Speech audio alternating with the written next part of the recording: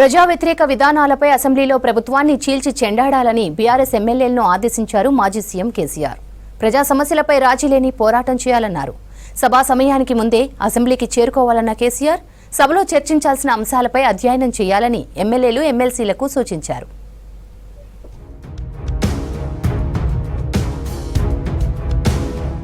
ప్రజా సమస్యలు ఎన్నికల హామీల అమలుపై అసెంబ్లీలో ప్రభుత్వాన్ని నిలదీయాలని బీఆర్ఎస్ ఎమ్మెల్యేలను ఆదేశించారు ఆ పార్టీ అధినేత కేసీఆర్. పార్టీ ఎమ్మెల్యేలు రోజు అసెంబ్లీకి వెళ్లాలన్నారు.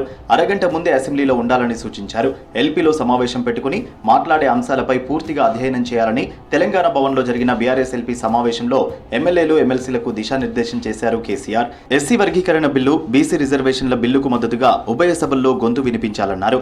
6 నెలల తర్వాత రేపు అసెంబ్లీకి హాజరు కానున్నారు మాజీ ముఖ్యమంత్రి కేసీఆర్. ప్రజా వ్యతిరేక విధానాలపై అసెంబ్లీలో ప్రభుత్వాన్ని చీల్చి చెండాడాలని బీఆర్ఎస్ ఎమ్మెల్యేలను ఆదేశించారు మాజీ సీఎం కేసీఆర్. ప్రజా సమస్యలపై రాజీలేని పోరాటం చేయాలన్నారు.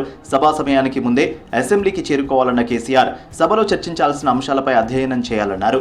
రేపు అటెండ్ కాకపోతే అనర్హత వేటుపడే అవకాశం ఉంది.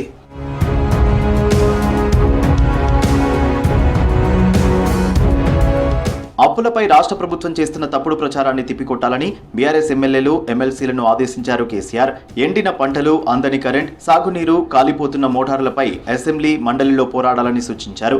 6 గ్యారంటీల అమలులో ప్రభుత్వ విఫలంపై నిలదీయాలన్నారు. సమావేశానికి ఎమ్మెల్యేలు మరి రాజశేఖర్ రెడ్డి, అనిల్ జాదవ్, ఎమ్మెల్సీ తక్కెలపల్లి రవీందర్రావు, షంబీపూర్ రాజు అటెండ్ కాలేదు.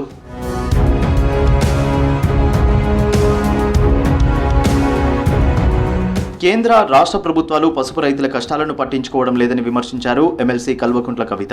పంటకు గిట్టుబాటు ధర కోసం పసుపు రైతులు ఆందోళన చేస్తుంటే ప్రభుత్వాలు స్పందించడం లేదన్నారు. పసుపు పంటను క్వింటాలకు 15,000కు కొనుగోలు చేయాలని డిమాండ్ చేశారు.